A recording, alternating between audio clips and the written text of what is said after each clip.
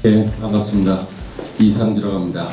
일단 저에 대해서 간단히 소개해드리면은 저는 저기 있는 바와 마찬가지로 공학을 공부했고 기계과학 박사학위를 가지고 있는데 한국타이어에서만 82년부터 2017년까지 근 35년을 근무했습니다.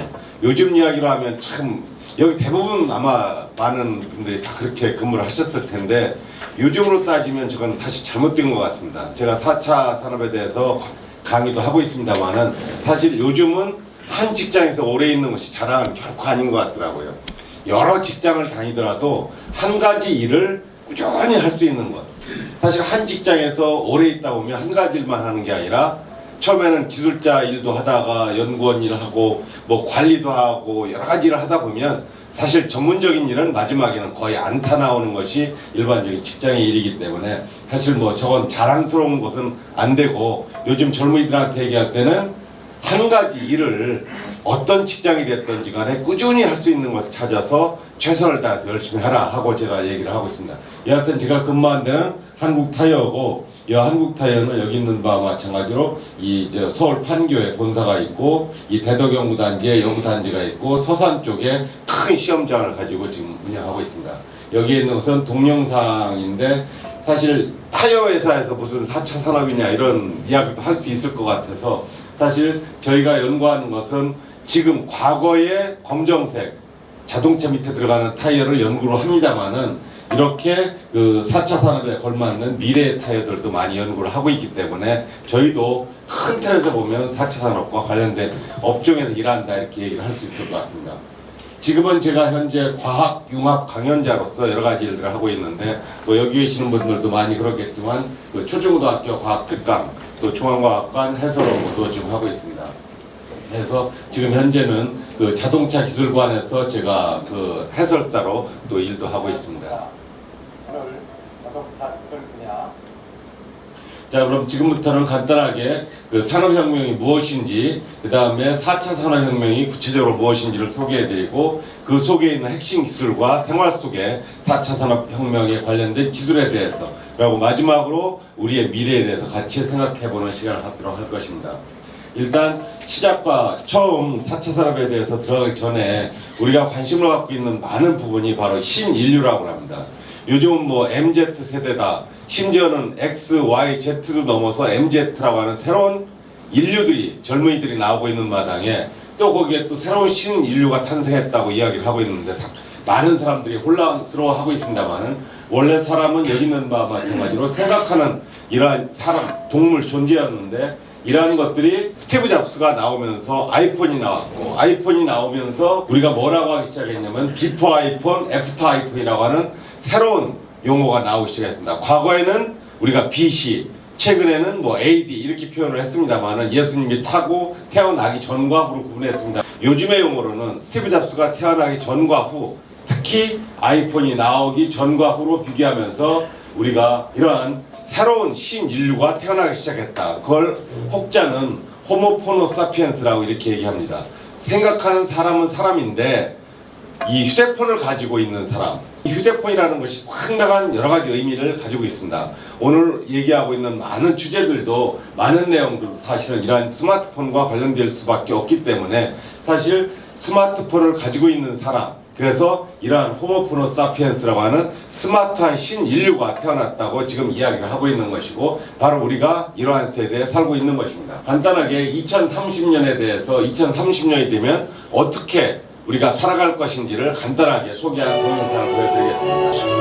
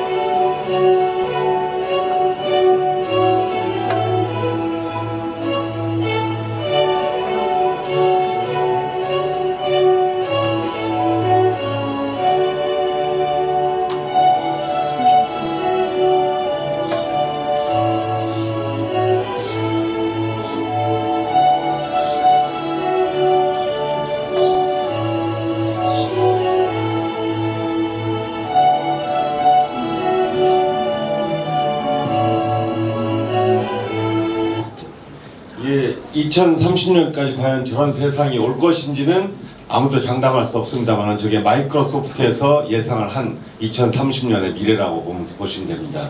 저기에서 보셨던 것처럼 앞으로도 많은 그 자료에서 설명을 드리겠습니다만은 모든 세상이 하나로 다 연결되어 있는 모습, 초연결 사회를 보여주고 있습니다. 모든 사물과 사물들이 인터넷으로 연결되어 있고 모든 자료와 모든 정보들이 또 서로와 연결되어 있기 때문에 서로 하나로 통할 수 있는 그러한 세상, 그게 바로 미래의 세상이라고 마이크로소프트에서는 얘기를 하고 있습니다. 물론 마이크로소프트라는 회사가 소프트웨어 회사이기 때문에 주로 그쪽 관점에서 쓰였을 수도 있겠습니다만은 그래도 지금 4차 산업혁명의 세상에서는 바로 이러한 초연결 세상에서 우리가 살게 될 것입니다. 일단 그러면은 산업혁명이라고 하는 것을 간단히 돌이켜보면 18세기에 아놀드 토인비가 그 영국에서 일어났던 산업혁명이라는 표현에서 처음으로 사용을 하기 시작했고, 크게 얘기하면 바로 18세기 영국에서 시작된 기술 혁신에 의한 단순히 어떤 기계적인 변화, 기계의 자동화, 어떤 생산 이런 측면에서 뿐만 아니라 사회, 문화 모든 규범까지 다 총체적으로 변화된 그러한 혁신적인 혁명을 산업혁명이라고 이렇게 표현을 하고 있습니다. 그 중에서 첫 번째가 바로 1차 산업혁명에 해당되는 것입니다. 그러면은 또 엘빈 토플러는 뭐라고 그랬냐면 인류에는 크게 세 가지 혁명이 있었다고 얘기를 합니다. 첫 번째 농업혁명이 있었고, 두 번째가 기계혁명, 그 다음에 최근에 이루어지고 있는 정부혁명. 그 중에서 농업혁명은 벌써 수만 년 전에 이 지구상에서 원시인이 있을 때부터 이루어졌던 것이고, 기계혁명이 바로 산업혁명, 첫 번째 1차 산업혁명의 시작이 바로 기계혁명이라고 보시면 될 것입니다. 그때 이제 우리가 인간이 기계를 본격적으로 사용하기 시작해서 혁명적인 변화가 일어났던 것이고, 그 다음에 근래 들어서는 디지털 기술을 바탕으로 이러한 정보혁명이 일어난다 해서 크게 인류의 3대 혁명으로 이렇게 엘빈 토플러를 이야기하고 있습니다. 이 이야기도 벌써 한 30년 전에 저분이 예상을 했던 것인데 공교롭게도 지금의 모든 사회가 저렇게 흘러가고 있습니다. 지금은 여러분들도 아시다시피 데이터의 사회이고 정보화 시대라고 하고 있습니다. 물론 이것도 이미 지나간 용어에 불과하는지도 모릅니다. 여하튼 우리가 살고 있는 시대는 바로 정보화 시대, 디지털과 데이터가 융합된 디지털 기술의 세대에 있는 것만은 확실한 것 같습니다. 자, 그렇다면 다시 과거로 돌아가면은 바로 기계혁명의 출발은 1765년도 제임스 와트가 전기기관을 만들면서 시작이 됐습니다. 그때는 대표적으로 바로 열을 운동에너지, 동력으로 바꿨던 것입니다. 두 번째, 이러한 것들을 기반으로 해서 18세기 초에 영국에서 1차 산업혁명이 일어났고, 그때 바로 사람이 하던 일들을 기계가 이를 대신하기 시작했고, 그 다음에 1800년대 잘 아시다시피 에디슨이 전기를 발명한 이후에 바로 대량 생산이 가능한 그러한 시스템이 개발되기 시작했습니다. 그래서 1900년대 초에 그 디트로이트의 포드 공장에서 저러한 전동 그 모터를 이용해서 컨베어 벨트를 이용한 대량 생산 시스템이 들어오기 시작한 것이 바로 2차 산업혁명이고, 전기와 바로 컨베어 벨트를 이용한 그 대량 생산 체계가 들어와서 물건값이 획기적으로 싸기 시작하게 된 것이 바로 2차 산업혁명입니다. 그 다음에 3차 산업혁명은 우리가 최근에도 접하고 있는 바로 인터넷과 컴퓨터에 의해서 이루어지는 세상이 바로 3차 산업혁명이고, 이때부터 본격적으로 정보화 시대가 들어오기 시작했던 것입니다. 바로 이러한 인터넷망과 컴퓨터를 통해서 많은 데이터의 수집들이 가능하게 됐던 것입니다. 그렇다면 4차 산업혁명은 무엇인가? 바로 이러한 1, 2, 3, 3차의 그러한 산업혁명을 기반으로 해서 바로 4차 산업혁명이 나타나기 시작했는데, 그거는 여러분들도 잘 아시다시피 바로 이런 스티브 잡스의 아이폰이 나온 이유가 되겠습니다. 스티브 잡스의 아이폰이 나오기 전에는 많은 정보들이 집안에 있는 컴퓨터를 통해서 랜망이라든가 이런 유선을 통해서 데이터가 전달되고 어떤 특정 컴퓨터에 데이터가 저장됐던 것이었습니다. 하지만 이 스티브 잡스가 오면서 모든 데이터에 산출되는 시발점이 바로 나로부터 시작하게 된 것입니다. 바로 무선으로 모든 데이터가 생성되기 시작해서 전달되기 시작한 시점, 바로 아이폰이 만들어지는 시점부터 4차 산업혁명이 시작됐다고 봐도 과언이 아닐 것입니다. 그 다음에 또 하나가 바로 테슬라의 그 앨런 머스크입니다. 일론 머스크가 나오면서 크게 다른 것은 아이폰에다 바퀴를 다른 것이 테슬라입니다. 어떻게 보면 아이폰과 테슬라는 100% 똑같습니다. 엔진과 타이어 때문에 움직일 수 있다는 것을 제외하고 모든 것은 다 똑같습니다. 거기에 있는 카메라라든가 디스플레이라든가 모든 것이 판박입니다. 여하튼 저 두 사람으로 인해서 지금 현재 4차 산업혁명의 가장 정점에, 어떻게 보면 정점에 도달해 있는 상황에 다가와 있다고 해도 과언이 아닐 것입니다. 바로 저런 두 가지를 통하여 수없이 많은 데이터가 이 순간에도 모아지고 있고, 그러한 데이터들이 쌓여가고 있고, 그러한 데이터들로 인해서 우리가 또 새로운 기술들을 만들어 나갈 수 있는 기반이 되고 있는 것입니다. 이 4차 산업혁명은 과거와 달리 여기에서도 나와 있습니다만은 지구가 45억 년 전에 만들어졌다 가정했을 때 실질적으로 한 45억 년가량 지구의 발전은 거의 없었다고 봐도 과언이 아닐 것입니다. 다만 자연의 발전 또는 농업의 발전, 뭐 그런 아주 인간 중심의 아주 적은 발전은 있을지언정, 물론 그러한 발전 단계마다 큰 전환이 있었습니다. 불이 발견되면서 우리가 에너지를 갖게 되었고, 타이어, 바퀴가 발견되면서 이동할 수 있는 새로운 기계도 만들고 여러 가지의 많은 발전을 해왔습니다만은 실질적으로 근본적인 발전은 바로 18세기 초에 있었던 기계혁명이었고, 두 번째 말씀드린 정보혁명, 3차 산업혁명이 있었던 것입니다. 근데 지금은 과거와 다르게 기술 발전의 속도가 엄청나게 빠른 속도로 이루어지고 있다는 것이 우리가 여기서 보아야 될 중요한 부분인 것 같습니다. 과거에 대비 기술 자체가 기하급수적으로 발전하고 있는 것입니다. 과거에 이 지구상에, 특히 우리나라의 인구가 엄청나게 증가할 때가 있었습니다. 그때 많은 정치가들이 그런 얘기를 많이 했죠. 인구가 기하급수적으로 늘게 되면서 우리는 식량난에 허덕일 것이고 조만간 우리는 큰 위험에 처할 것이다. 그렇기 때문에 우리는 둘만 낳아 잘 기르자, 아니면 하나만 낳아서 아주 잘 기르자, 이런 얘기를 했던 적이 없잖아 있었습니다. 하지만 지금 이런 기술은 그때 발전 속도보다 더 빠른 속도, 사람이 태어나는 그런 속도보다 더 빠른 속도로 기술은 발전돼 가고 있는데, 과연 이것도 그때 당시에 인구가 많아져서 우리가 식량 위기를 초래할지도 모른다는 우려를 또다시 낳게 될지 어떨지는 퀘스천입니다. 지금 많은 사람들이 사실 4차 산업혁명으로 인해서 장점도 무지하게 많아질 것이지만 단점도 무지 많아질 것이다 우려를 하고 있습니다.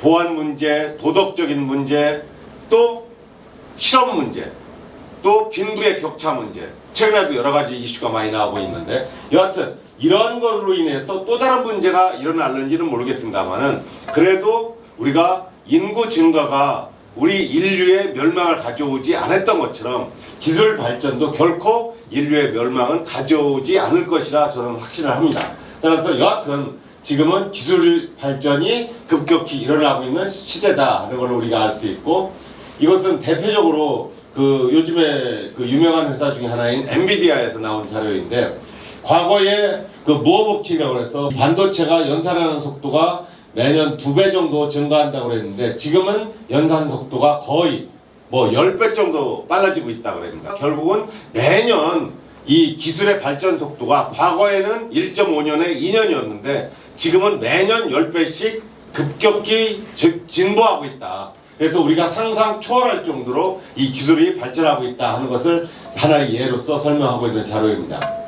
또 한 가지, 최근에 10년 동안, 한 5년 동안, 우리가 10년부터 2015년까지의 데이터를 보면 이 모바일 데이터의 사용량이 50배가 늘어났다고 얘기를 합니다.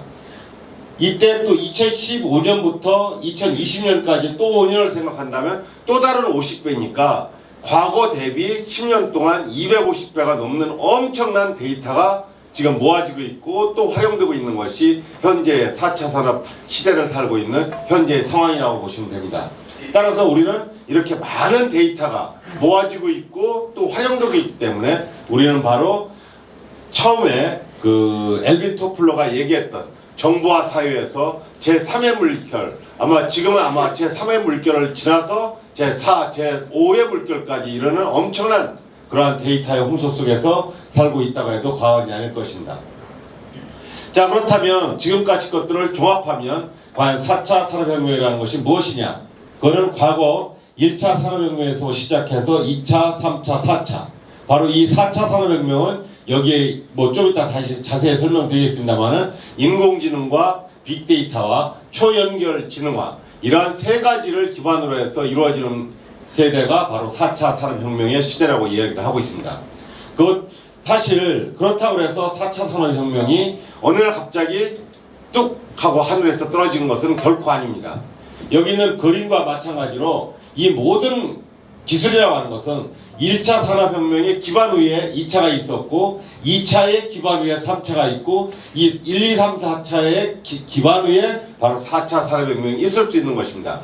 그래서 우리는 항상 과거를 잊어버리고 과거를 버리는 것이 능사가 아니라 과거의 것을 우리가 꼭 기억하면서 그 중에서 좋은 것은 받아들이고 개선해야 될 것은 개선해가면서 더욱더 발전시킬 때 사실 제대로 된 기술을 우리가 만들 수 있을 것이라고 생각을 합니다.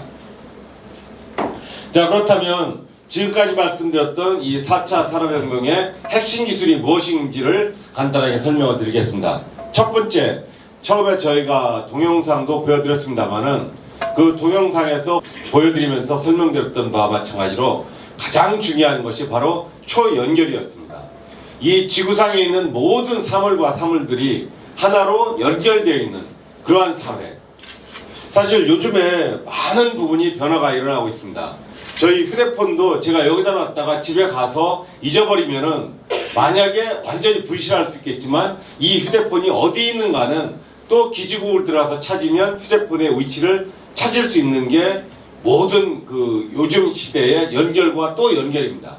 물론 여기 계신 선생님들과 저는 직접적으로 연결된 건 없습니다. 하지만 전화번호를 공유하면 그 전화번호를 공유하는 순간 여러분과 연결되듯이 이 지구상에 있는 모든 사물들이 이제는 서로 인터넷망으로 연결되는 세대가 들어온다. 그것이 어떻게 보면 4차 산업 시대의 가장 핵심 중에 핵심이 아닌가 생각을 합니다. 과거에는 모든 사물들이 독립적으로 움직이고 독립적으로 역할을 했습니다. 하지만 이제는 물론 우리가 요즘은 그거하고는 좀 달라지고 있긴 합니다만은 한동안 우리가 글로벌라이제이션 해가지고 엄청나게 이야기를 많이 했습니다. 우리가 90년대 들어서만 하더라도 모든 나라가 서로 한 세계로 뭉쳐서 같이 공유하고 모든 정보를 같이 공유하고 모든 물건을 만드는 것도 분업화해서 어떤 재료는 어떤 나라에서 생산하고 또 그 재료를 갖다가 어느 나라에서 부품을 만들고 또 다른 나라에서 조립하고 또 어떤 나라가 소비하고 이러한 분업화된 우리가 글로벌라이제이션에 대해서 이야기했던 것도 그 몇십 년 되지 않았습니다. 하지만 요즘은 또 달라져 가지고 전부 뭐 내셔널라이즈 돼 가지고 뭐 아메리카 포스트처럼 자국 중심으로 모든 것이 바뀌고 있는 것이 사실입니다. 하지만 바로 이 4차 산업혁명 사회에서는 그런 자국 중심의 모든 기술이 독립적으로 있는 것이 아니라 모든 기술이 서로 연결되고 모든 사물이 하나로 연결되는 세상, 그게 바로 이런 사물 인터넷 세상 초연결의 그런 사회에 해당되겠습니다. 따라서 조만간에는 아마 이 의자 하나에다가 또 책상 하나에다가 또 모든 사물 하나하나에 칩이 들어갈 수 있을 것이고 그 칩을 통해서 모든 것들이 서로 연결될 시간이 날이 조만간 올 거라고 믿어 의심치 않습니다. 요즘 많은 연구가들이 그런 것을 연구하고 있다고 들었습니다. 조만간에는 맛동산 그 봉투에도 센서가 들어갈 수 있다고 얘기를 하더라고요. 그래서 맛동산에 들어있는 열량부터 시작해서 가격에 대한 정보, 그 원산지에 대한 정보가 그 맛동산 카바에 비닐봉지에 센서 속에 다 내장이 될 거라고 하더라고요. 그래서 그 맛동산을 슈퍼마켓에서 내가 가지고 나오는 순간 가격은 저절로 계산이 될 거고 아 이것을 먹게 되면 나의 칼로리가 어떻게 될 것이고 너의 건강 상태는 어떻게 될 것이라는 정보까지도 다 줄지 모른다고 하는 얘기가 있더라고요. 그렇듯이 이 지구상에 있는 모든 사물에 센서가 붙이는 세상이 곧 우리한테 다가올 것이라고 얘기를 하고 있더라고요. 물론 그 시대가 결코 우리한테 좋은 건지 나쁜 건지는 장담할 수가 없습니다. 그때는 우리한테는 이런 프라이버시라든가 우리 스스로를 지킬 수 있는 보호하는 결코 있지 않을 수도 있기 때문에 과연 그것이 좋을지 어떨지는 모르겠습니다.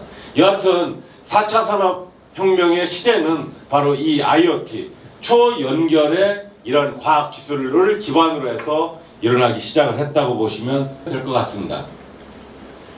그 다음 것 중에 하나가 크라우딩입니다. 이렇게 연결된 모든 사물들에서 연결된 그 연결 상태가 클라우드 컴퓨터에 연결이 되고 정보가 한 곳으로 모이는 시스템, 그게 지금 현재의 상태입니다. 물론 우리가 지금은 현재 각각의 휴대폰을 독립적으로 사용을 하고 있습니다만은 알게 모르게 우리 정보가 클라우딩 시스템에 다 저장이 되고 있습니다. 그래서 우리가 휴대폰을 바꿀 때 우리가 동의만 하면 우리의 모든 정보가 네이버가 됐던 삼성전자가 됐던 어딘가에 다 가 있다가 새로운 컴퓨터로 우리의 정보를 다시 다운받을 수 있도록 그러한 시스템이 우리의 편을 위해서 활용되고 있습니다. 어떻게 보면 굉장히 좋은 겁니다.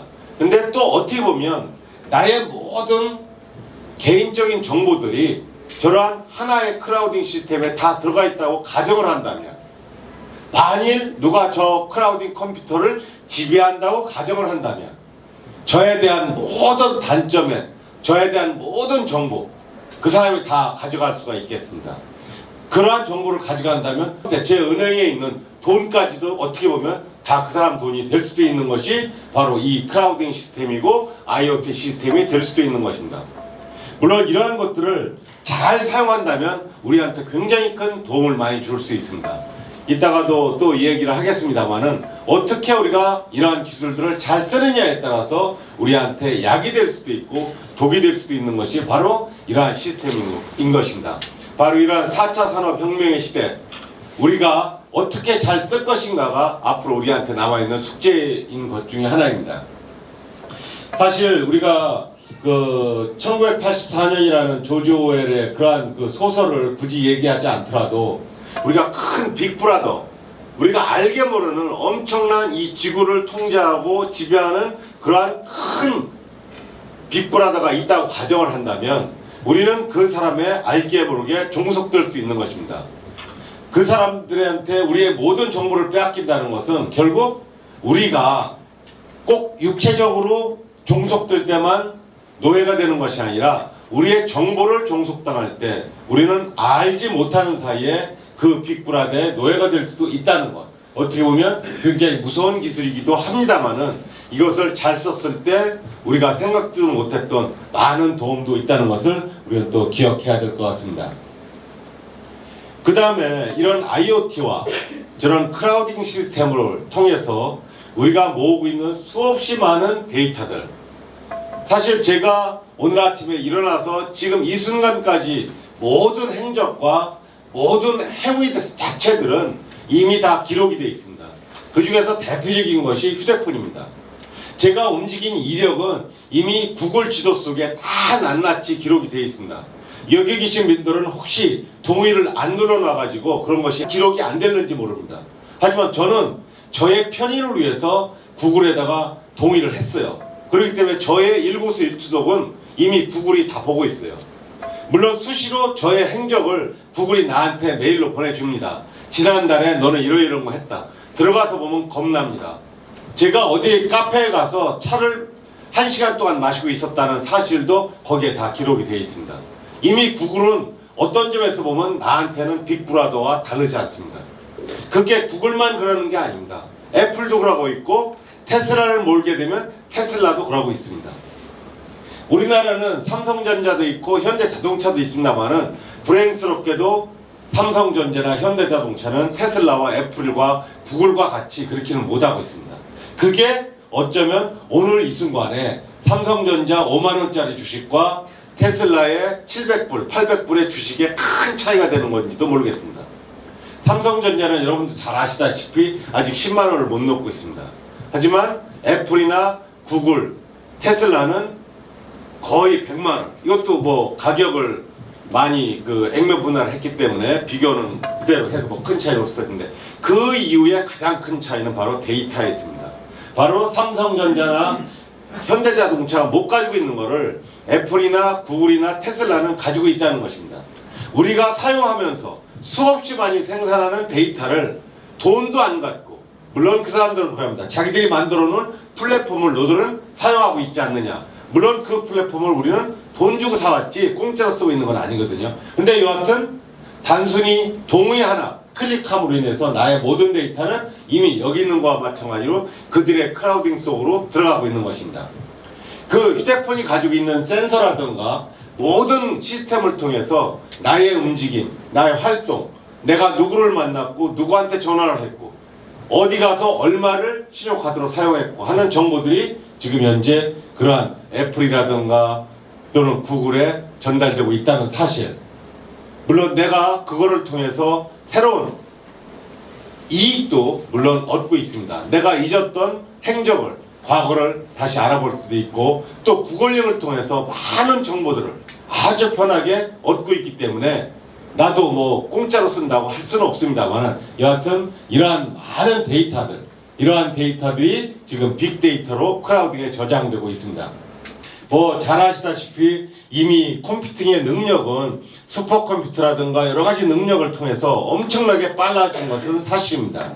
하지만 지금 우리가 가지고 있는 데이터의 양은 과거에 계산하고 있는 데이터의 양과 비교할 수 없을 정도로 엄청나게 많습니다. 아까 휴대폰의 모바일 데이터의 증가 속도를 보여드린 것과 마찬가지로 지금 뭐 지난 10년 동안 250배, 300배 엄청나게 많은 양의 데이터가 누적이 되고 있고 또 오늘 이 순간에도 엄청나게 데이터가 누적이 되기 때문에 기존의 컴퓨팅 방법으로는 이 계산을 하는데 한계가 있을 수밖에 없습니다. 그래서 더 초고속의 시스템인 양자 컴퓨팅 시스템이 지금 현재 검토되고 있고 중국이라든가 미국에서는 상당히 이러한 부분에 경쟁이 이루어지고 있는 것 같습니다. 사실 그 미국과 중국의 그 기술 전쟁, 무역 전쟁의 가장 큰 이면에는 기술 전쟁이라고 이야기하고 있지 않습니까? 그 중에서도 4차 산업혁명과 관련된 그러한 인공지능이라든가 여러 가지 측면에서의 기술 전쟁의 핵심이다. 이렇게 주도권 싸움이다 이렇게 얘기를 하고 있는데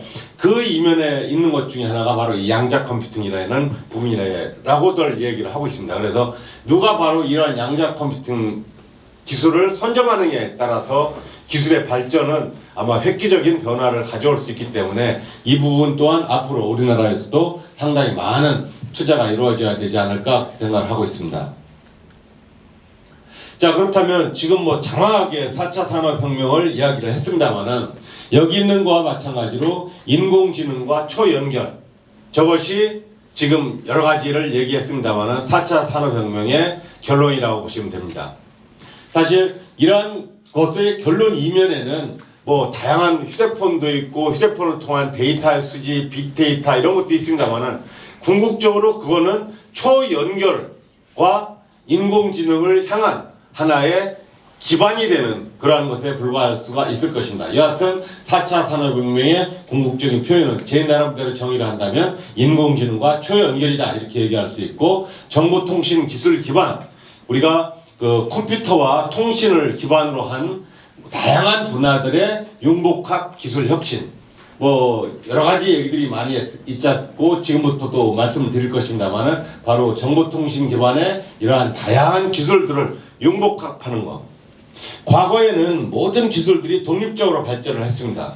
하지만 이 스티브 잡스라든가 이 테슬라의 앨런 머스크가 위대하고 똑똑한 이유 중에 한 가지는 그 사람은 이 세상에 굴러다니는 많은 기술들을 하나로 뭉쳐서 하나의 새로운 제품을 만들어냈다는 데 있습니다. 아이폰에 들어있는 많은 기술들은 스티브 잡스가 만든 기술은 아닙니다. 그 중에서 대표적으로 MP3 기능, 우리가 음악을 저장해서 음을 듣는 MP3 기술은 한국이 가지고 있었습니다. 근데 그 불행스럽게도 그 특허권을 삼성전자라든가 한국의 대기업들한테 팔려고 그러니까 안 사가지고 그 미국에 팔려나갔다는 얘기도 있습니다만 어느 부분이 실화인지는 모르겠습니다만 그런 얘기도 있어요. 여하튼 그렇듯이 아이폰 속에 들어있는 대부분의 기술들은 애플이 만든 게 아니라 스티브 잡스가 전 세계 각국에 있는 모든 기술들을 가지고 와서 돈 주고 사와서 조립을 하는 것이 아이폰입니다. 그런 거하고 마찬가지로 바로 4차 산업혁명이라는 것은 다양한 분야의 기술들을 융복합해서 하나로 만들어내는 것. 그게 바로 4차 산업혁명의 핵심 기술이라고 보시면 됩니다. 무엇을 통해서? 바로 인공지능과 초연결을 통해서 하나로 묶는 것. 그게 바로 4차 산업혁명의 핵심 기술이다. 이렇게 정의를 내리겠습니다. 또 한 가지 특징을 얘기한다면 과거에는 우리가 이제 글로벌라이제이션을 얘기할 때도 우리가 많이 얘기를 했습니다만은 국제적인 분업화가 글로벌라이제이션의 핵심이었습니다. 그러다 보니까 물류가 모든 그 생산 과정과 판매에 이르는 모든 과정에 어떻게 보면 핵심과 같은 동맥과 같은 역할을 해왔던 것이 지난 수십 년간의 우리 무역의 일반적인 관행이었던 것 같습니다. 하지만 4차 산업혁명의 시대에서는 그게 바뀔 수도 있다는 것이 여기 이 한 장에 있는 그 표현에서 나타난 바와 마찬가지로 4차 산업혁명의 특징이기 때문에 그럴 수 있겠다 하는 얘기가 생각이 됩니다. 얼마 전까지만 해도 물론 지금도 그렇습니다. 아디다스 신발이 베트남에서 만들어지고 있습니다. 또 많은 휴대폰이라든가 가전제품들이 인도네시아라든가 동남아시아에서 얼마 전까지만 하더라도 중국에서 만들어지고 있던 것들이 지금 동남아시아에서 만들어지고 있고 그러한 제품들이 전 세계로 뻗어나가면서 팔리고 있습니다. 근데 앞으로는 4차 산업혁명 시대에서는 과연 그런 국제적인 분업이 의미가 있을까? 얼마 전에 아디다스에서 그런 실험을 했습니다. 베트남에서 그 운동화를 조립할 게 아니라 독일이나 미국에서 만들면 무엇이 문제가 될까? 4차 산업혁명의 기술들을 이용한다면 그게 가능할 것이다. 과거에는 저임금, 값싼 노동력을 사용을 해서 물건을 저개발 국가에서 만들어서 그거를 소비자가 있는 미국이라든가 선진국으로 이동해서 판매를 했습니다. 하지만 지금 기술은 로봇을 이용해서 인공지능을 이용해서 운동화를 만들고 신발을 만든다면 굳이 저개발 국가에 값싼 노동력이 필요 없을 수도 있다 하는 것이 바로 지금의 기술적인 사실입니다. 지금의 기술을 이용하면 바로 미국 뉴욕에서 아디다스 운동화를 만들 수도 있다. 그것이 지금 현재의 기술로 가능할 것이라고 하는 것이 지금 그 사람들이 얘기를 하는 것입니다. 그렇기 때문에 과거의 글로벌리제이션은 이제는 없어질지도 모른다는 것이 지금의 어떻게 보면 이 저개발 국가, 막 개발 도상 중인 그러한 나라에서는 안 좋은 이야기가 될는지도 모릅니다만은 그게 사실일 수도 있습니다.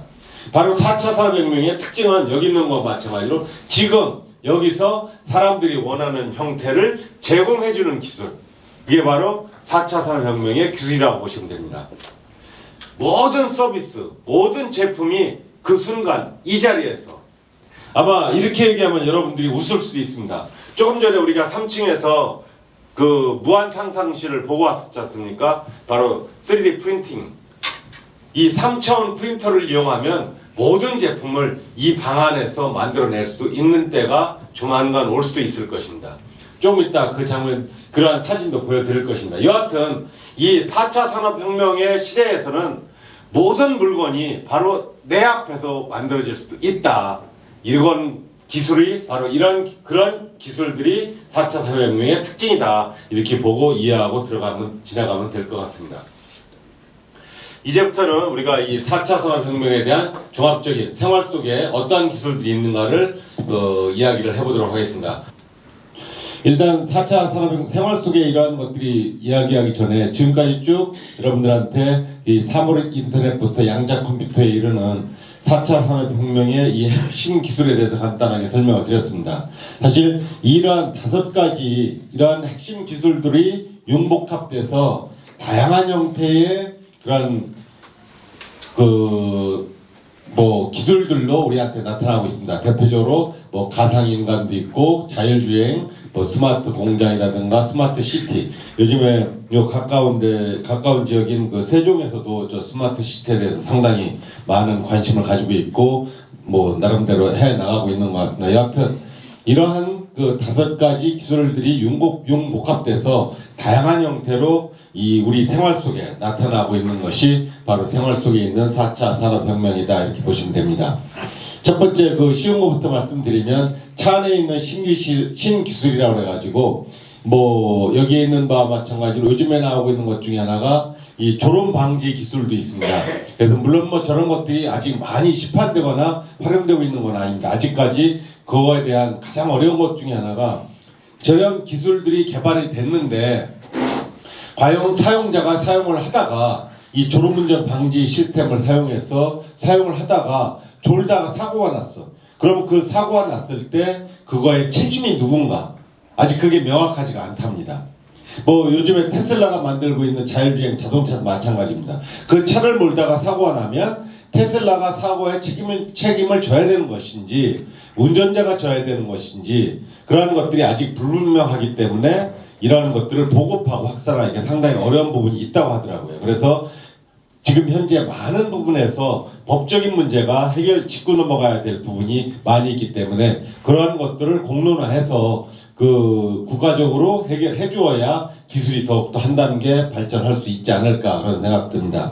이 자동차에 있는 바로 이러한 졸음 방지 또 운전자의 건강을 체크해주는 시스템까지 다 연결이 되어 있답니다. 얼마 전에도 택시기사가 운전하고 가다가 잘못되는 경우도 있었는데 그 충돌해서 나중에 보니까 이미 심장마비로 그 전에 돌아가신 상황에서도 운전을 하고 있었기 때문에 큰 사고를 유발했었다고 하는 그런 얘기도 있더라고요. 그래서 그런 거와 마찬가지로 차 안에서 건강 체크까지 해주는 시스템이 지금 개발되어 있고 또 여기 있는 거와 마찬가지로 요즘 밤길 운전하려면 좀 불편하시죠. 그럴 때 적외선 카메라 장착되어 있는 자동차도 있답니다. 그래서 앞에 잘 보이지 않는 사람도 차 안에서 이미 경보장치가 올려준다든가 우리가 볼 수 있도록 해주는 게 있고 여기 있는 거와 마찬가지로 HUD 비행기에서 쓰고 있는 이러한 그 화면 유리 앞에 이러한 그 디스플레이가 있어서 속도라든가 방향을 알려주는 이러한 장치도 바로 4차 산업혁명의 그런 기술에 해당되겠습니다. 그 다음에 우리가 많이 보고 있는 바로 이 자율주행 자동차입니다. 뭐 이거는 테슬라 자동차가 뭐 시범으로 나타나고 보여주고 있습니다.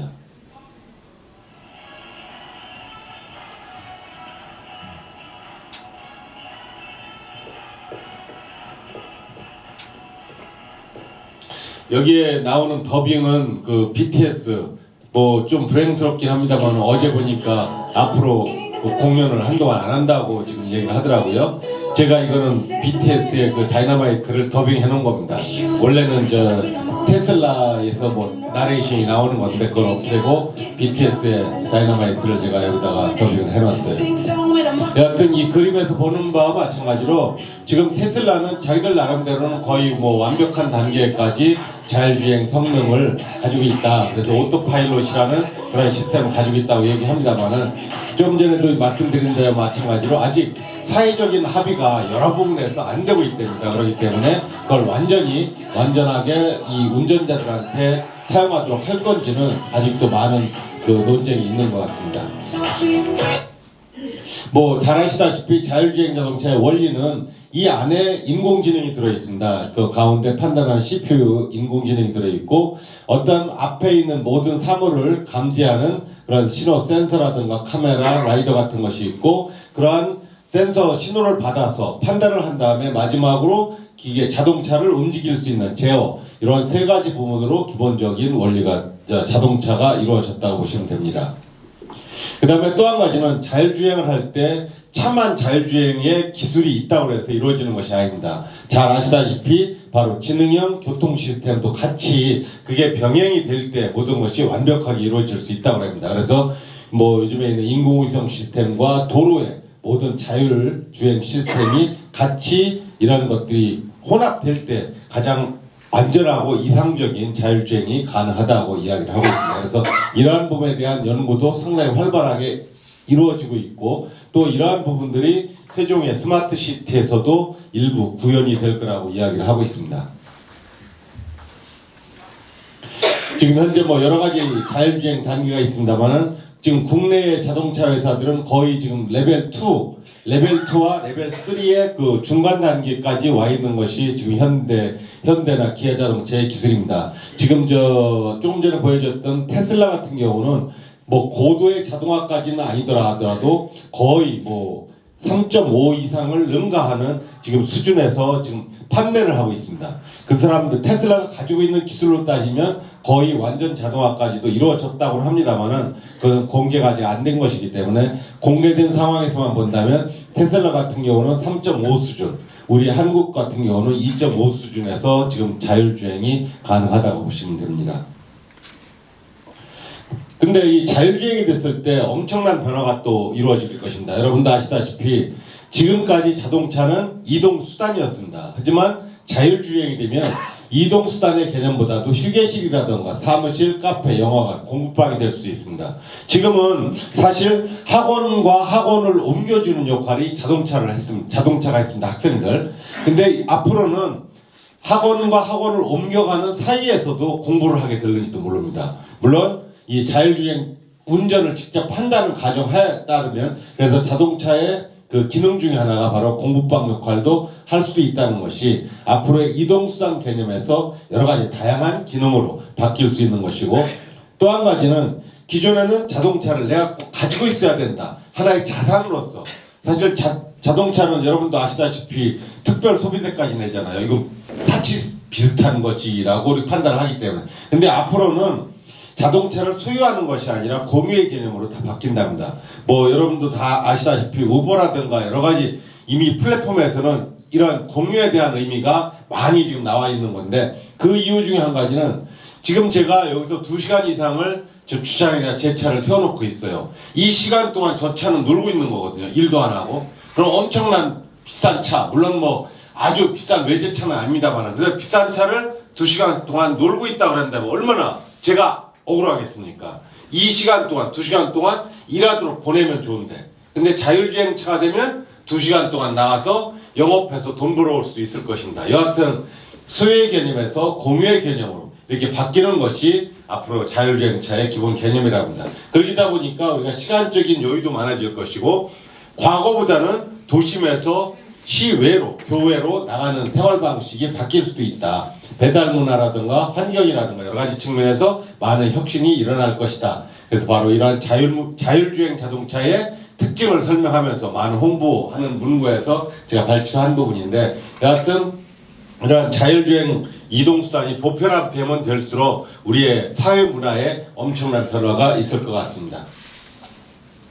두 번째는 가상 모델입니다. 요즘 이 신한은행에서 나오고 있는 모델이에요.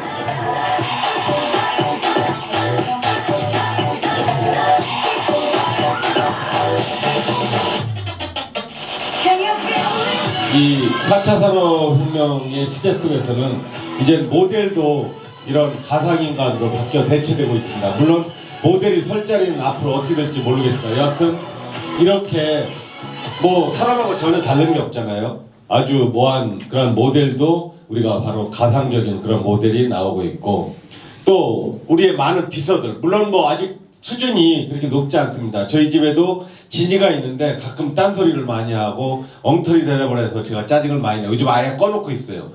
뭐 물어봐도 잘 대답을 못하고, 또 한 가지는 제가 좋아하는 곡을 틀어달라고 하면 어디 가입하라고 그래요. 돈 내고.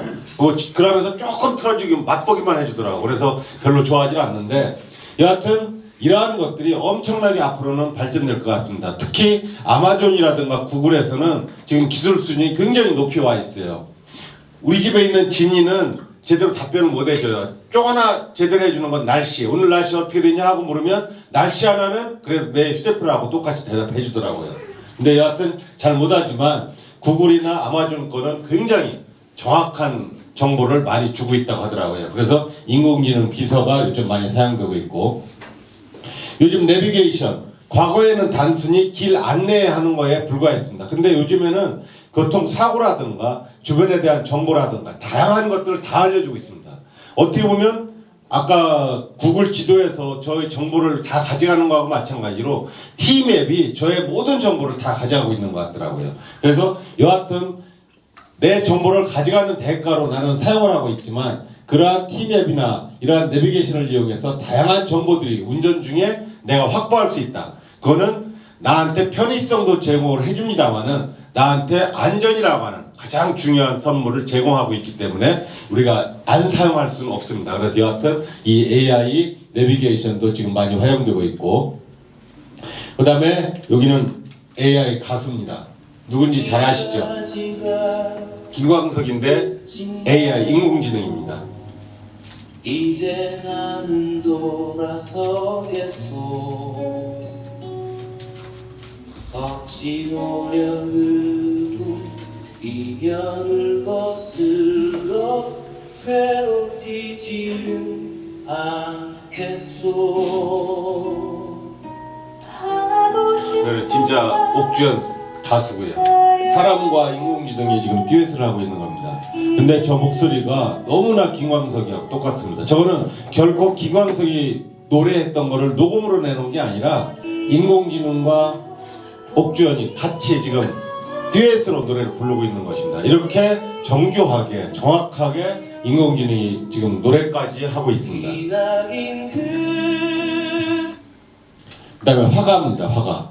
저런 인공지능이 만든, 구글에서 만든 딥드림이라는 겁니다. 저거는 옛날 고흐의 샤갈의 그림을 가지고 비슷하게 그렸는지는 모르겠는데, 또 왼쪽에 있는 건 보면 그 휴머노이드 AI 로봇 화가 아이다라고 하는 그런 인공지능 로봇이 그린 자기의 자화상입니다. 자기의 거울을 보고 인공지능 로봇이 그림을 그린 것입니다. 자기의 모습이라고. 또 밑에도 그 구글에서 만든 그런 딥드림이라고 하는 인공지능 화가. 이러한 그림들이 엄청나게 비싼 값에 팔리고 있답니다. 물론 저거는 희소성 때문에 팔릴 가능성도 있는데 저거에 대해서 예술가들이 평해놓은 거 보면 굉장히 예술적으로 많이 표현을 해놨더라고요. 그래서 누가 화가고 누가 인공지능인지 앞으로 갈수록 구분하기가 어려운 세대가 지금 오고 있다, 이렇게 보시면 될 겁니다. 사실 상당히 놀라운 그림인 것 같습니다. AI 기자입니다. 요즘 지난 정부에서도 그 문제가 많이 됐었죠. 댓글들 조작해가지고 많이 걸리고 있었는데 요즘에는 신문 기사도 로봇가 쓴답니다. 뉴욕타임스라든가 이런 데서는 실제 로봇 AI 기자가 있답니다. 사실 잘 아시다시피 AI 기자가 어려운 건 아닙니다. 많은 신문 기사를 스크랩해서 잘 논조를 써서 글을 쓰면 기자가 되는 거니까요. 물론 직접 현장을 취재하거나 이러기는 어렵겠지만 지금 현재 많은 뉴스들을 가지고 많은 정보를 가지고 나름대로의 의견을 편집국장과 소통을 해서 나름대로 의견을 쓰는 이러한 AI 기자도 지금 현재 실제 적용되고 있다고 합니다. 왜냐하면 워낙 전 세계적으로 들어오는 뉴스들이 워낙 많기 때문에 그거를 모든 기자들이 일일이 다 스크랩하고 일일이 다 취재해서 기사화하기는 굉장히 어렵다고 합니다. 그래서 알게 모르게 많은 신문사, 많은 뉴스 메이커들이 그렇게 인공지능을 이용해서 데이터들을 필터링하고 뉴스를 새롭게 만들어내고 있다고 합니다. 통역사, 이건 잘 아시겠지만 국내 파파고도 있고 구글 번역기도 있고 요즘에는 음성 인식이라든가 문자 인식 기능이 굉장히 잘 되어 있습니다. 그래서 문자를 다 읽어주는 것들. 과거에는 사실 우리가 꼭 녹음된 파일을 가져야만 우리가 뭔가를 들을 수 있었거든요. 근데 요즘은 책만 있어도 우리가 들을 수가 있습니다. 그래서 책만 가지고 다니면 듣고 싶으면 문자 인식기만 돌리면, 그 어플만 돌리면 책을 저절로 읽어줍니다. 그렇기 때문에 과거와 달리 요즘은 우리가 말하는 거를 문자화로 바꿀 수도 있고 문자를 음성으로 들을 수 있는 그런 시스템이 되어 있고 또 그런 것들을 번역까지 해주기 때문에 실시간으로 우리가 통역을 받을 수 있는 날도 조만간 올 것 같습니다. 물론 구글이나 이런 데서는 이미 실시간 통역기가 나왔다고 하더라고요. 근데 얼마나 보급형으로 우리까지 팔렸는지는 모르겠지만 지금 상당히 빠른 속도로 통역을 해준다고 합니다. 그렇기 때문에 조만간 세계 어느 나라를 여행한다 하더라도 그렇게 큰 어려움이 없이 우리가 여행을 할 수 있을 것 같습니다. 대부분 또 골프 치시니까 김상중이하고 AI 골퍼가 지금 골프를 지금 내기하는 거거든요.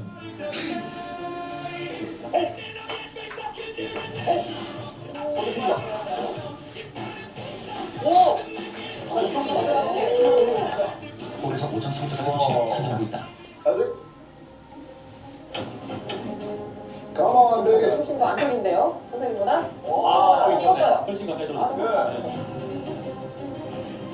세 번째 샷. 정말로? AI는 계속해서 위협적인 샷을 선보이며 홀컵에 다가가고 있다. 근소한 차이로 엘리를 뒤쫓는 김상준에게 다시 기회가 왔다. 그런데 왜요? 왜? 너무나 오른쪽 왼쪽 뒤로. 이거 우입니다. 인간이랑 같은 스윙을 계속 반복적으로 했을 경우는 네. 아무래도 저희가 갖고 있는 그 킥조차가 어려울 수 있거든요. 인간과 달리 큰 흔들림 없이 자신의 페이스를 유지해온 AI는 인간이 약해진 틈을 놓치지 않는다. 지금은 좋았어요. 지금도. 저렇게 AI가 뭐 사실 우리의 실생활에 곳곳에 지금 다 가능한, 물론 저 AI라고 하면 아마 여러분들 중에서 일부는 사람처럼 똑같이 생겨서 사람처럼 걸어가서 공을 치겠구나 이렇게 생각하겠지만 아직은 그런 정도 수준까지 아닙니다. 물론 저 AI가 바람의 속도라든가 고도라든가 그린의 형태라든가 이런 거는 다 계측을 통해서 다 정보를 입수해서 계산한 다음에 스윙 속도를 계산해서 공을 치기 때문에 과학적이고 기계적으로 정확하게 할 수는 있지만, 다만 우리처럼 감각으로 하는 것은 결코 아니기 때문에 사람과는 차이가 분명하게 있습니다. 근데 여하튼 저런 인공지능을 이용한 골프까지, 운동을 하는 그러한 AI까지 이미 개발되고 실제 골퍼들 운동할 때 같이 활용도 하고 한다는 데 사용되고 있다고 하고 있습니다. 여하튼 상당히 우리 가까이 오고 있다고 보시면 됩니다. 또 홈 네트워크, 이건 여러분들 잘 아시다시피 우리가 아침에 일어나면 불이 켜지고 커튼이 열리고 또 취침을 하게 되면 불이 꺼지는 것부터 시작해서 우리의 모든 생활이 AI와 같이 이루어지는, 하다못해 냉장고에 있는 모든 정보도 그 홈 네트워크 시스템에 다 들어가 있어가지고 이 냉장고 안에 음식을 만들 수 있는 것이 뭐뭐뭐가 있기 때문에 어떤 요리가 가능하다, 또 무슨 요리를 하고 싶다 그러면 뭐뭐뭐가 부족하다, 이러한 정보까지도 다 줄 수 있는 홈 네트워크 시스템이 지금 개발되어서 실제 미국 같은 데서는 그러한 그 모델하우스도 공개가 되고 또 그런 것들이 사용되고 있다고 합니다. 그래서 이것도 지금 상당히 많은 부분이 실용화되고 있는 것이 사실입니다. 그 다음에 또 한 가지는 서비스 로봇입니다. 서비스 로봇. 달라진 분이죠. 이거는 실제 지금도 시내에서 이루어지고 있는 사실이라고 보시면 됩니다. 배달이나 주차 로봇 등 이른바 서비스 로봇들이 우리 삶에 자리 잡기 시작했습니다. 임주영 기자 보도합니다. 기계식 주차장 엘리베이터에서 나오는 승용차. 한 바퀴 돌아 방향을 바꾸더니 빈 주차칸을 찾아 이동해 멈춥니다. 어디에도 사람은 보이지 않습니다. 차량을 받치고 있는 로봇이 빈자리를 찾은 뒤 움직여서 주차하는 겁니다. 자기가 파킹 이유도 가능합니다. 그렇기 때문에 수는 면적이 좁은 이 주차 공간이 좁은 공간에서 로봇을 할 경우에는 최대 30% 이상 증가하는 큰 효과를 볼 수 있고요. 커피를 싣고 이동하는 자율주행 로봇. 횡단보도가 나타나자 멈추고 차가 지나가자 건너갑니다. 앱으로 주문받은 커피를 배달하는 겁니다. 지난달에는 조리된 음식을 싣고 배달 서비스를 시범 운영하기도 했습니다. 방역이 굉장히 또 중요한 상황이 되다 보니까 많은 분들이 이제 원가적인 충격. 지금 여기는 지금 시범으로 우리나라에서는 해보고 있는데 LA나 이런 데 가면 지금 실제 저런 배달 로봇이 움직이고 있답니다. 그래서 피자라든가 이런 햄버거 같은 경우를 직접 배달해주는 그런 것들을 도로상에서 직접 볼 수가 있다고 얘기하고 있습니다. 그 다음에 그런 거 말고 또 요즘에 또 많이 나오고 있는 게 안면 인식 기술입니다. 이거는 그 사진을 보면서 이게 누구다라고 판단하는 기술. 사실 이거는 앞으로 이런 기술까지 어느 정도 정착이 되면 이 모든 보안은, 우리 개인적인 프라이버시는 전혀 존재할 수 없다고 보시면 됩니다. 물론 범인들을 잡거나 잘못한 사람을 추적할 때는 상당히 도움이 많이 되겠지만 이런 것은 결국 우리에 대한 모든 프라이버시가 노출되기 때문에 결코 좋다고만 할 수 없을 텐데, 여하튼 우리 안면을 인식해서 누구다 하는 정보를 지금 상당히 정확한 그 수준으로 맞추고 있다고 하고 있습니다. 그 다음에 이제 스마트 농장들 요즘에 많이 나오고 있죠. 그래서 요즘에는 사실 과거에는 농장은 시골에 가야 농장이 있었다 하는 기본적인 개념이 있습니다. 하지만 요즘은 그게 바뀌고 있어요. 뉴욕 한가운데에 농장이 생기고 있답니다. 이렇듯이 여기는 슈퍼마켓 안에 농장이 있습니다. 여기에 있는 이것이 직접 재배하고 있는 그런 스마트팜이라고 보시면 됩니다. 그래서 여기에 있는 물건을 직접 그날 생산된 거를 자기가 뜯어가는 그런 스마트팜도 생기고 있고, 또 한 가지 이 스마트팜의 장점은 과거의 모든 농사는 수평적으로 졌습니다. 근데 스마트팜은 수직적으로 모든 것을 짓고 있습니다. 그렇기 때문에 좁은 땅에 굉장히 큰 대형의 농장을 만들 수 있다는 게 장점이랍니다. 그래서 요즘에는 이러한 스마트 농장들이 특히 도시에서, 그러니 앞으로 이 시골에 그 사람 수가 줄어가는 거는 이게 더 크게 가속될지도 모르겠는데 걱정은 많습니다. 여하튼 이렇게 스마트팜, 그래서 이런 스마트팜이 지금 상당히 많이 지금 확산돼 가고 있다. 미국이나 독일 같은 경우에. 이렇게 하게 되면은 여기 있는 거와 마찬가지로 지금 현재 우리도 시골에 농사 짓는데 가장 큰 문제가 노동력의 문제가 가장 많이 있다고 합니다. 그래서 노동력이 절감되니까 그 문제가 없고, 병충해가 전혀 없고, 공간을 최대로 활용할 수 있고, 생산성 및 품질이 늘 일정하기 때문에 이러한 스마트팜에 대한 연구가 지금 많이 실용화되어 있고 지금 많은 부분에서 실제 적용되고 있다고 합니다. 그래서 사실은 저희 같은 이런 고경력 은퇴한 과학기술자분들도 많이 아마 가능하다면 도전해볼 수 있는 분야 중에 하나가 저 부분이 아닐까. 과거에는 저희가 은퇴하면 시골 가서 농사나 져야지 하는 그런 농담들도 하고 그랬는데 이젠 굳이 그럴 필요가 없는 것 같습니다. 병원 가까이 교통 좋은 길목에다 저렇게 스마트팜 하나씩 만들어가지고 노후를 생활하시면 뭐 경제적으로도 좋고 여러 가지 좋은 점이 많이 있을 것 같습니다.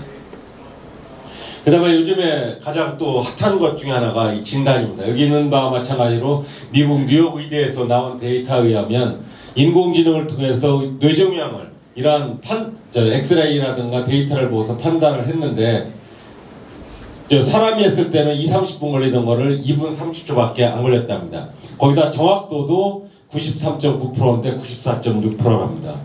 이걸 보면 참 상당히 놀랐습니다. 물론 이런 날이 언제 올는지는 모르겠습니다. 의사들이 또 뭐 이런 걸 허용을 할지 어떨지는 모르기 때문에. 여하튼 인공지능의 이러한 진단 능력은 상당히 지금 발전돼 있고 앞으로 2~3년 안에 이 시장 자체가 어마어마하게 커진답니다. 근데 아직 우리나라는 여러 가지 지금 법적인 문제라든가 이 사회적인 합의가 안 이루어지고 있기 때문에 이런 의학 분야는 좀 아직 갈 길이 상당히 멀 것 같습니다. 다만 기술적으로 상당히 많이 오고 있습니다. 각 개별적으로 학자들이 상당히 저 부분도 많이 연구를 하고 있습니다. 그래서 기술적으로는 어느 정도 많이 와 있는데 문제는 이거를 사회적인 합의를 통해서 실제 일반인들한테 적용을 하려면 그게 사실은 가장 중요한 거거든요. 그래야지 오준율도 낮아지고, 근데 이제 그거를 적용하기까지는 아직 좀 더 시간이 걸릴 것 같다고 합니다.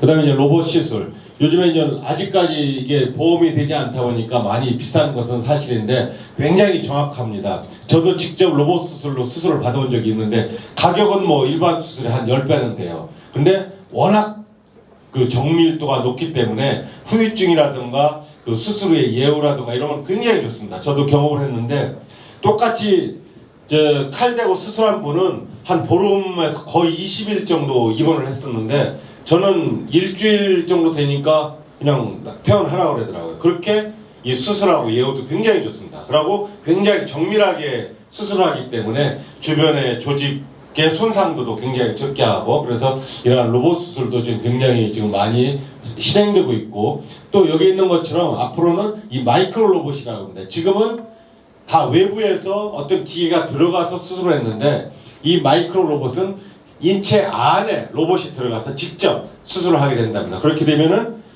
피부를 손상 입히지 않기 때문에 또 다른 어떤 그 조직을 잘라내지 않기 때문에 굉장히 그 수술 후유증도 없고 수술 예후가 좋을 것이라고 예상을 하고 있습니다. 그래서 이러한 로봇들도 지금 연구가 되고 있고 일부는 상용화되고 있다고 하고 있습니다. 그 다음에 인공장기, 뭐 조금 전에 저희가 위층에서도 봤던 3D 프린팅을 이용한 방법 중에 하나입니다. 지금도 인공장기를 개발, 지금 여기 있는 것처럼 인공 피부, 또 인공 귀라든가 인공 간, 뭐 이런 부분들을 지금 어느 정도 시험에서 일부 부분은 지금 실제 사람에 적용해 본 사례도 있다고 하고 있습니다. 그 다음에 좀 전에 이야기했던 3D 프린팅. 사실 이거는 실제 실물입니다. 그래서 실제 자동차로 움직이고 있는 그런 것입니다. 이거는 이제 그 IBM에서 왓슨 그 만들었던 실제 움직이는 그러한 자율주행 자동차의 일종입니다. 그래서 이러한 것들이 실제 움직이는 이러한 3D 프린팅 그러한 프린터를 이용해서 실제 만든 그 실물이라고 보시면 됩니다. 제가 한국타에 있을 때도 미국에 방문해서 그 연구소를 가봤는데 3D 프린터 기계 자체가 이 건물만의 그러니까 기계가 있는 방 한 대가 더 있는 방이 이 건물보다 큽니다. 그 안에 엄청나게 큰 3D 프린터가 있고 거기에서 예를 들어 자동차 엔진도 만들고 자동차의 큰 부품들도 직접 만든다고 하더라고요. 또 우주선에 들어가는 부품들도 직접 만들고 그래서 지금 상당히 많은 부분이 이러한 3D 프린터를 이용해서 만들어지고 있고 실제 실용적으로 사용되고 있다고 합니다. 아까 말씀드렸던 그 하다못해 그 운동화 아디다스의 운동화도 사실은 어떻게 보면 3D 프린터를 이용할 수 있다면 굳이 베트남에서 안 만들고 미국 어떤 현지에서도 직접 만들고 있다고 합니다. 만들 수 있다고 합니다. 요즘에 재밌는 것 중에 하나가 최근에 나온 얘기인데 음식도 3D 프린터를 이용해서 시험적으로 만들어 봤답니다. 햄버거를 우리가 만드는데 다 우리가 재료를 만들어서 겹쳐서 햄버거를 만들거든요. 근데 그러한 것들을 3D 프린터를 이용해서 햄버거도 직접 만들어 봤답니다. 그래서 그것도 조만간에 실용화되지 않겠냐 이렇게 보고 있습니다. 그러면은 지금 사실 어제 그 TV에 KBS인가 어디에서 보니까 그런 게 있더라고요. 요즘 그 빈부격차가 굉장히 코로나 팬데믹 이후에 심해지다 보니까 그 많은 노동자들이라든가 이런 분들 시위가 아주 급격히 늘어나고 있는가 봐요. 그 중에서 이 맥도날드 그 근로자가 이제 시위를 하면서 자기들 그 임금을 더 올려줘야지 안 되겠다 이런 얘기를 하고 있는데 그걸 보면서 그 3D 프린터를 이용한 햄버거를 얘기를 들어보니까 생각을 해보니까 야 큰일 났구나. 야, 앞으로 어떻게 해야 되나. 햄버거도 이제 3D 프린터로 만든다고 하는데 근데 맛은 어떤지 모르겠습니다. 여하튼 영양 상태라든가 성분은 기존의 햄버거랑 유사성이 굉장히 많답니다. 여하튼 3D 프린터로 바로 햄버거까지 만들고 있는 시대가 바로 우리 눈앞에 다가오고 있습니다. 그 다음에 이제 가상현실들. 지금 우크라이나에서 전쟁하고 있습니다만은 사실 우리가 많은 인력들이 요즘 전쟁터에 갈 필요가 없다고 합니다. 알게 모르게 원격으로 전쟁을 다 하고 있기 때문에. 그래서 여기 있는 것처럼 이러한 그 드론과 같은 이러한 것들을 이용해서 원격으로 모든 공격이 이루어지고 이런 게임하듯이 전쟁도 이루어질 수 있는 것이 현실이라고 하고 있습니다. 또 이런 가상현실을 이용해서 군사훈련도 우리가 직접 필드에서 훈련을 받는 게 아니라 게이머들을 이용해서 훈련을 하는 것처럼 이런 훈련도 할 수 있고 또 인공지능 이런 시스템을 이용해서 우리가 이 의사들 그 수술한다든가 여러 가지 치료하는 것도 직접 가상현실 공간에서 교육을 받고 있다고 합니다. 또 최근에는 팬데믹 이후에 모델하우스도 제대로 오픈을 못하고 있기 때문에 지금은 온라인에서 모델하우스를 오픈하는 경우들이 상당히 많이 있습니다. 그래서 이러한 가상현실들을 이용해서 우리가 실제 사물을 대하지 않고 현장에 가지 않고 무언가를 할 수 있는 시대, 그런 시대에 살고 있습니다. 또 한 가지 요즘은 우리가 얼마 전까지만 해도 옷을 사려면 꼭 매장에 갔어야 됐습니다. 근데 최근 들어서는 거의 이 메타버스까지는 아니더라도 우리가 증강현실이라든가 박자현실을 사용을 하면 우리가 우리 몸에 스스로 내가 옷을 입어보고 컴퓨터 앞에 서 있으면 그것들에 대한 피팅이라든가 여러 가지들을 다 해주기 때문에 직접 매장에 가지 않고 내가 옷을 입어보고 살 수 있는 이런 시대가 오고 있다. 그런 얘기도 들었습니다. 또 이런 지금 조금 전에 말씀드린 메타버스, 즉 가상현실부터 시작해서 증강현실, 확장현실, 지금 현재 이 메타버스 잘 아시겠지만 우리가 맨 처음에 4차 산업혁명을 이야기하면서 초연결을 이야기했습니다. 근데 저 메타버스는 이 현실과 가상공간이 연결되는 그러한 것이라고 보시면 됩니다. 그래서 제가 지금 이 자리에 있지만 가상공간에서 또 다른 학생들을 놓고 또 다른 청중들을 놓고 강의를 하고 있을 수도 있습니다. 왜? 이 자리에 참석하지 못한 사람들을 위해서 지금은 줌이라든가 유튜브를 이용해서 강의를 하겠지만 이제 조금 기술이 발전하면 가상 공간에서 제가 서 있는 상태에서 강의를 할 수 있는 것들을 체험적으로 서로 소통하면서 강의를 할 수 있는 시간이 조만간 올 수 있을 것 같습니다. 그래서 여기 있는 그림과 마찬가지로 가상과 내가 만나는 이러한 공간, 메타버스의 이러한 시간도 조만간 올 수 있을 것 같습니다. 아까 처음에도 이야기했듯이 지금 기술 발전 속도가 뭐 매년 10배씩 빨라지고 있기 때문에 이러한 기술이 생각만 하면 곧 실현되는 그러한 시대에 우리가 살고 있기 때문에 말로 나온 사실들은 이제 조만간 현실이 될 것 같은 그런 생각이 듭니다. 또 요즘에 뭐 핫한 것 중에 하나인 비트코인, 이 블록체인 기술이 사용되고 있는데 저는 뭐 많은 분들이 투기성으로 많이 하고 있다고 하는데 저는 저 부분에 대해서는 잘 모르겠습니다. 여하튼 이런 블록체인 기술을 이용하면은 앞으로 종이 화폐는 없어질 수 있을 것이다. 즉 가상화폐, 디지털 화폐로 모든 것을 대체될 가능성도 분명히 있다고 봅니다. 그 다음에 이제 마지막으로 이 나노 기술, 아주 작은 부분에 대한 기술들입니다. 머리카락보다도 아주 작은, 꽃가루보다도 작은 그러한 아주 초미세한 부분에 대한 가공 기술, 그러한 것들도 바로 4차 산업혁명의 그러한 기술들에 해당됩니다. 그래서 여기서는 새로운 유전자 공학이라든가 바로 카본 나노튜브라든가 나노 로봇 같은 것들을 만들어서 우리가 의학적인 측면에서 많은 도움을 받을 것이라고 생각을 하고 있습니다.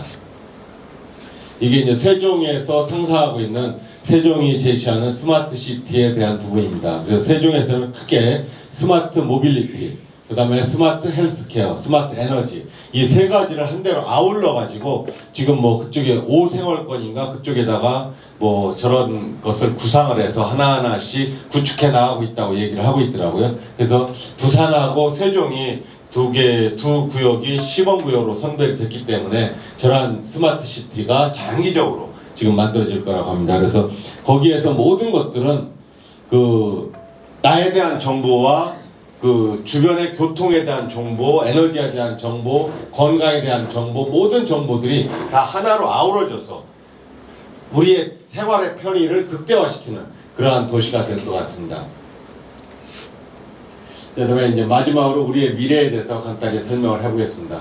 사실은 오늘 학생들이 올 거를 생각을 해서 사실 이러한 자료를 만들었는데 왜냐면 특히 젊은이들은 직업에 대해서 관심이 많을 거기 때문에 그래서 그 직업에 대한 측면에서 설명을 한 자료입니다. 과거에는 기계기술자가 인기가 있었고 전기기술자, 중간에 이제 컴퓨터 기술자들이 인기가 있었는데 지금은 데이터 기술자들, 데이터를 다루고 인공지능을 다루는 사람들이 이제 중심이 될 것이다. 과거에는 인간 중심이 직업이었는데 이제는 인간과 AI가 협업하는 그런 직업으로 바뀌게 될 것이다 하는 것이고, 또 여기에 있는 것과 마찬가지로 세계를 선도하는 기업들입니다. 구글, 애플, 마이크로소프트, 뭐 우리나라의 기업들도 있는데 이런 기업들이 있는데 또 여기에 보면 2089년도에 세계를 선도한 기업들은 거의 일본 회사였어요. 그 중에서 대부분이 은행들이었습니다.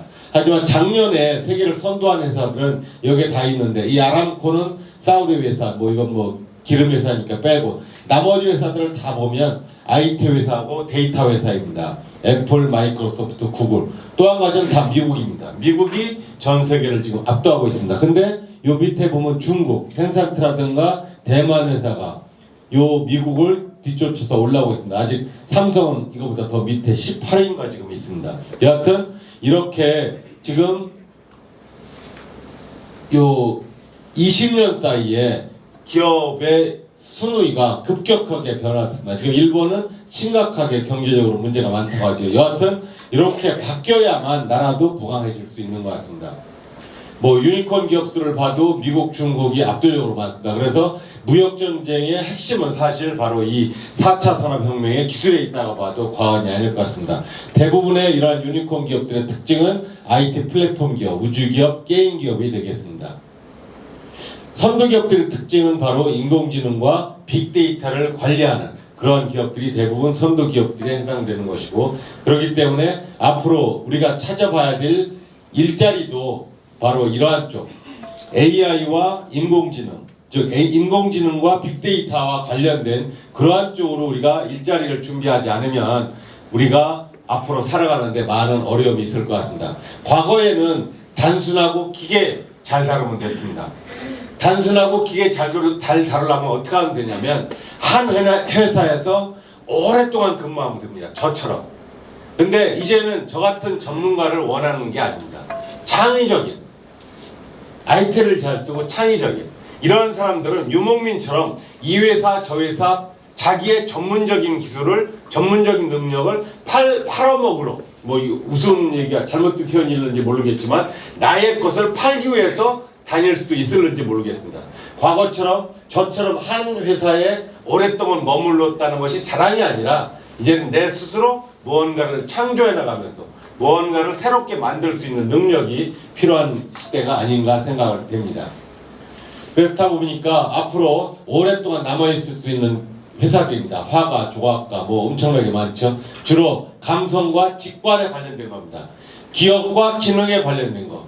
오랜 경험을 통해서 내 머릿속에 있는 기억을 가지고 먹고 사는 시간은 이미 지나갔습니다. 앞으로 젊은 시대들은 바로 감성과 직관을 가지고 있는 시대가 되어야 됩니다.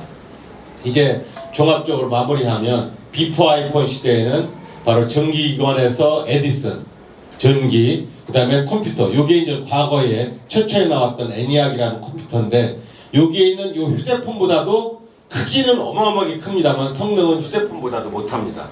근데 여하튼 이 스티브 잡스의 아이폰을 거치면서 우리가 이러한 인공지능의 세대까지 지금 왔습니다. 그렇다면 애프터 아이폰은 과연 어떻게 될 것인가? 5차 산업혁명 잘 모르겠습니다. 4차 산업혁명이 마지막이 될지 잘 모르겠어요. 우리가 살아가고 있는 세대는 이 공간은 1차원, 2차원, 3차원. 우리가 서 있는 공간을 얘기하면 3차원이라고 얘기를 합니다. 근데 이 3차원 공간에다가 시간축을 더하면 4차원 공간이라고 얘기를 합니다. 그래도 4차원까지는 우리가 어느 정도 상상을 할 수가 있어요. 4차 산업혁명도 지금 쭉 설명을 했던 것처럼 어느 정도 상상을 할 수가 있습니다. 하지만 과연 5차 산업혁명 올지 안 올지도 모르겠고 상상도 불가능할 것 같습니다. 어떻게 될지. 여하튼 애프터 아이폰, AT, 애프터 테슬라라고 표현을 했습니다. 이건 제 나름대로 표현인지 맞을지 어떨지 모르겠습니다. 요즘 이 앨런 머스크가 로켓 개발을 하고 정신이 없습니다. 비행기 타고 로켓 타고 화성으로 이민 가려고. 앞으로의 세대는 애프터 테슬라 시대가 아닐지 모르겠습니다. 아이폰에서 움직이는 자율주행 자동차가 나왔고 이제 날아가는 자동차가 나올 것이고 날아가는 비행기, 날아가는 우주선이 나올지 모릅니다. 앞으로 우리가 살아갈 세대는 우리 후세들이 살아갈 세대는 우리가 상상했던 것 그 이상의 세대가 될지도 모르겠습니다. 뭐 아까도 얘기했지만 과거에 변화의 속도가 100년이 1년과 같다고 하고 있습니다. 이제는 아는 것이 중요하기보다도 어떻게 그 알아내느냐 하는 방법이 중요한 것이고 전문성, 많이 깊이 아는 것이 중요한 게 아니라 새로운 것을 우리가 만들어내는 그러한 것이 필요할 것 같습니다. 또 변화가 워낙 빠르기 때문에 변화를 우리가 대응하는 능력이 굉장히 중요할 것 같습니다. 19세기, 18세기 초반인데, 19세기 초반이라고 제가 잘못 썼는데, 18세기 초반에 우리가 산업혁명이 일어났을 때 어떤 일이 일어났냐면 기계 파괴 운동이 일어났어요. 왜 그러냐면 노동자들이 일자리를 기계가 다 뺏어간다고 기계를 막 파쇄하는 저런 운동이 일어났습니다. 근데 여하튼 지금 그랬지만 그래도 우리는 잘 먹고 잘 살고 있습니다. 일자리를 다 잃지 않고. 근데 지금은 인공지능이 우리의 일자리를 뺏어가는 세대가 될는지도 모릅니다. 앞으로 새로운 시대에서 우리는 일자리를 잃고 힘들어하는 우리의 후배들을 바라봐야 될지도 모르겠습니다. 하지만 걱정할 필요는 없을 것 같습니다. 18세기 초반에 이런 운동이 일어났다 하더라도 우리가 다 굶어 죽었던 것이 아니고 오히려 더 잘 살게 된 것처럼 앞으로의 세대도 더 잘 살게 될 것 같습니다. 그래서 따라서 앞으로의 세대는 인공지능과 더불어가는 세상, 이런 세상은 우리가 어떻게 돼야 되느냐, 더 인간다운 세상, 더 사람다운 세상이 바로 우리가 바라는 세상이 아닐까 감히 저는 말씀을 드리고 싶습니다. 이게 사실은 저번 1차 누리호 발사 사진이에요. 원래는 여기에 2차 누리호 발사에서 성공하는 사진을 여기다 넣으려고 그랬는데 불행스럽게도 이번에 아직 발사를 못하고 있습니다. 그래서 그걸 못 넣어서 그냥 1차 때 실패한 사진이지만, 근데 제가 말씀드리고자 하는 바는 딱 주제는 1차입니다. 여기 있는 거와 마찬가지로 실패하며 끊임없이 도전하자.